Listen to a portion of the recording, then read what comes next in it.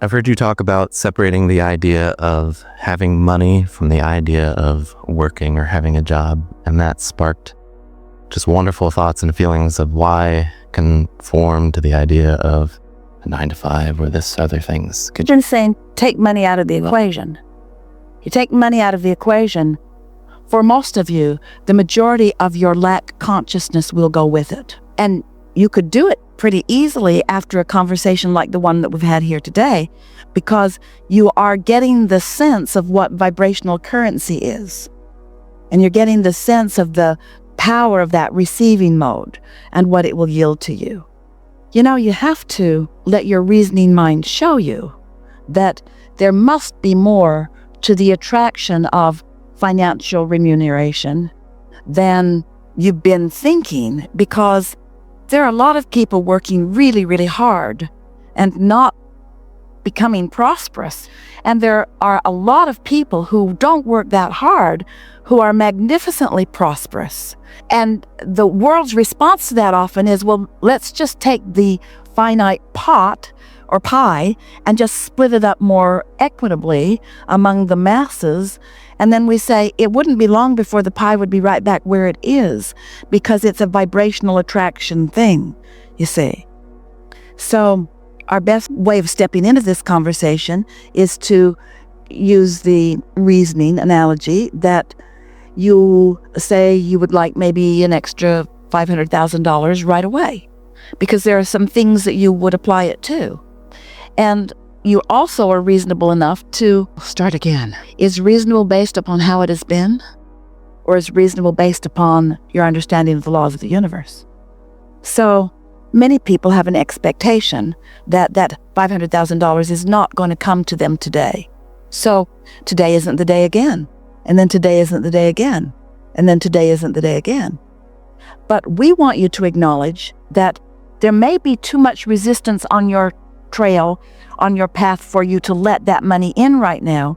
You could let a feeling of freedom in. You could bask in the understanding that you're free to choose, and you could bask in the feeling of freedom that nobody creates your own reality, and you could bask in the feeling of freedom that you and you alone establish your point of attraction, and that everything responds to that.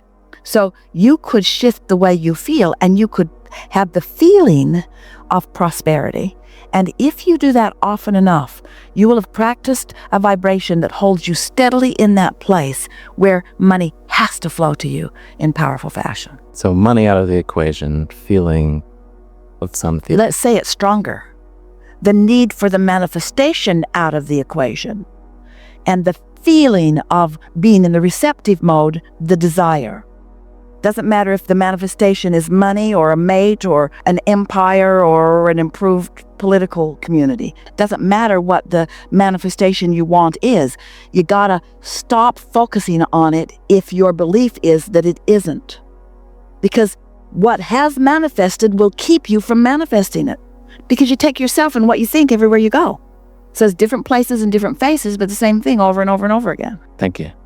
Ooh, isn't that delicious? Yes. So, want to play with it a little bit? Absolutely. So we're just going to ask you, because we think you're ready to go there, talk to us about your feelings of prosperity and leave money out of the equation. Prosperity equals freedom to go wherever I wish to go. And do you do that? Sometimes, much of the time. All right, so if you're hesitant about that, Not as much as I would like. then that example didn't help you much better than if you'd left money in the equation. Right. Because a lot of people don't feel free because they're doing stuff they don't want to do. So Right. you have to find some piece of it somewhere that gives you a little feeling. Esther used to say to Jerry, not based upon what they were currently living at all, but based upon what she used to live when she was punching a time clock and working by the hour, she'd say to him, let's get a Coke and pretend like we're on vacation. She just loved that feeling of in the middle of the day playing hooky from whatever it was they were doing and just sort of rebelliously doing nothing that they were supposed to be doing. Well, that can be helpful to you to realize how often you can do that. Hey, I'm at work and I can play on my phone. So you're choosing, yeah. This world has given me so much freedom to think. Understanding law of attraction, I'm way ahead. I'm light years ahead. I've left shortage consciousness almost completely behind. You see, there are only three, I shouldn't say only, but there are basically three arenas of shortage consciousness that many of you are participating with. Shortage consciousness around money, not enoughness. Shortage consciousness around time. I got too much to do and not enough time to do it in. And shortage consciousness about space. I got too much stuff for my space. Or I don't have enough stuff for my space. And so when you focus on any of those things that cause you to feel lackful, you impede, you put a filter on, you block the flow of the abundance that's in the vortex that you're calling to you. Your inner being is just flowing. Here's how it works, because there's no assertion. Oh, you're going to like this so much. We've not had this conversation before. So you were source energy before you came into this physical body and still are. A part of you became this physical personality, but the larger part of you is still this source energy. So there is a circle that is you that includes the non-physical and the physical. So you are one, the non-physical and the physical. So the physical you decides that you would like some things and you throw it into your vortex, and the non-physical you finds a vibrational alignment with it and becomes it immediately. So when your inner being is attracting the things that you desire, it feels like your inner being is giving them to you, but what your inner being is really doing is attracting them to the bigger part of you through you. Did you get that? Your inner being is not asserting the well-being that you're asking to you. Your inner being is drawing what you're asking for to the larger part of you, which is your inner being. And so what you want is being drawn to you by your inner being who's drawing it through you. So the way that plays out is everything that you want, your inner being is focused upon it and flowing ideas and information and possible paths. And when you accept that, then you never again will feel shortage consciousness of anything, because your inner being and all this resourceful stuff that you want to call, we call it non-physical, sometimes you want to call it God. In other words, the blessings are raining down all around you. And once you begin to understand this, then you put yourself in that place, you release some of the filters and you let yourself be the receiver of more of it more often.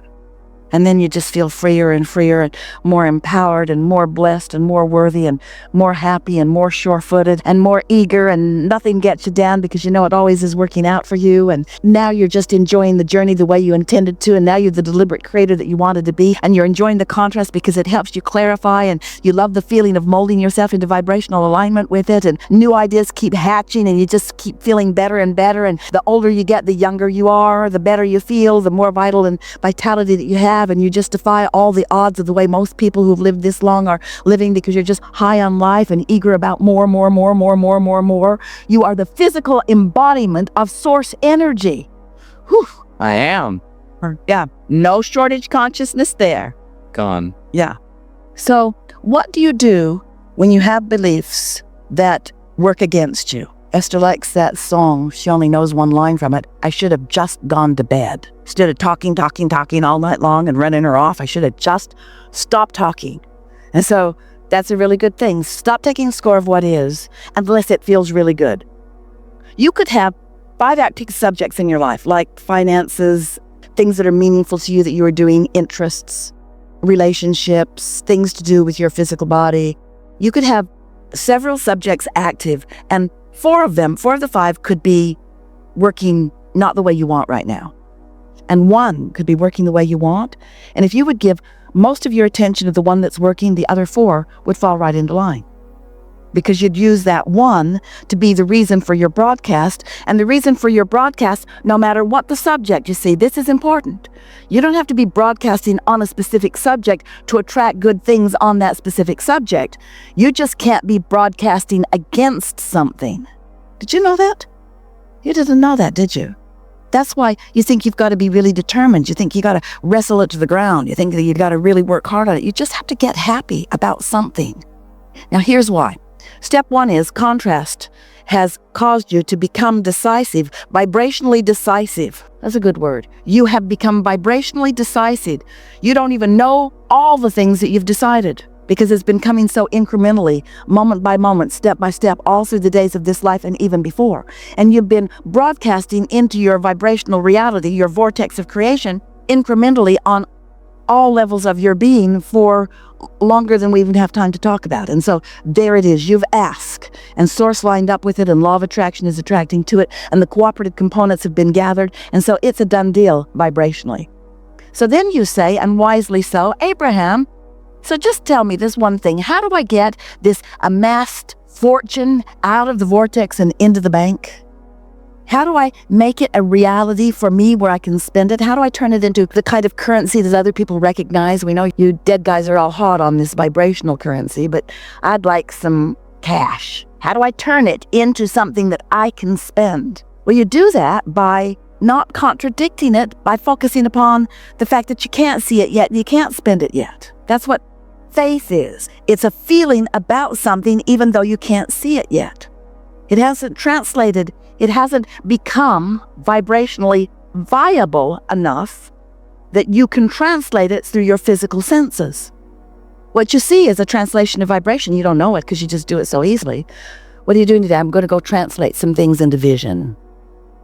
I'm looking at that now. I'm looking at that now. You don't do that. You were born vibrationally translating into sight and sound and smell and taste and touch. And you were also born translating through your emotional center, your guidance system, to let you know whether you are a match to your own inner being who is a match to this thing that you want or not. You can tell by the way you feel. So since what you want is not vibrationally viable enough, now what do we mean by that?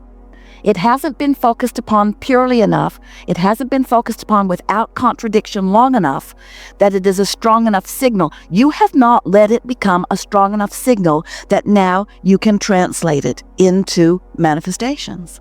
You see, how do you think manifestations get here? You don't know, because there were so many here when you got here. And for the most part, ever since you got here, you've just been moving manifestations around from place to place as a human race and fighting over them. But if you will use your reasoning mind, hasn't your economy gotten way bigger than it was? You don't remember, but you could if you try. For a long time, it was just tiger teeth and bones and occasional squirrel hide. Way bigger now. Way, way, way, way bigger now. And nobody's been trucking anything in for other planets. There's no pipelines from other planets. The new stuff get here yet? No. Got derailed out there somewhere. There's nothing that's being trucked in. You are creating it. It's becoming vibrationally viable because you are preparing your receptors to receive it.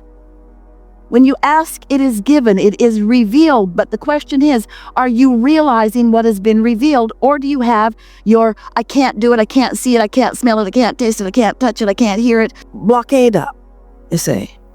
And so, that was so satisfying to say all of that to you because you heard it, didn't you?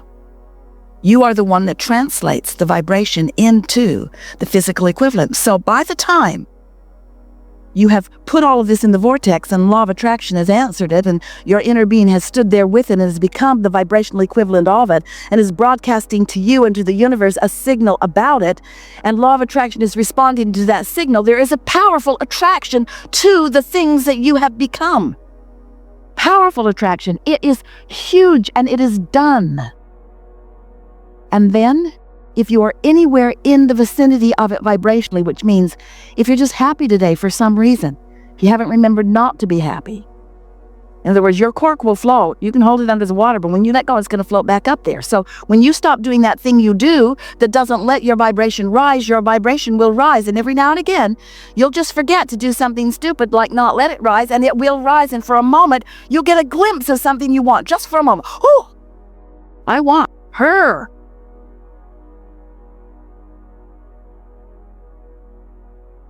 I want this. I want this. Don't you know that feeling? When you first translate that vortexual creation into something that is meaningful to you, when that idea hatches in your mind, that's a manifestation. Now, it's not the kind of manifestation you want. You don't just want an idea. Yeah, you do. You want the idea because you got to have the idea, and you got to practice the idea, and you got to become familiar with the idea, and you got to hold the idea. You've got to nurture the idea just like the seed of corn has to be nurtured before it comes into something that you can eat and enjoy. So now you have it. That's the answer to every question. Go away now and live happily ever after.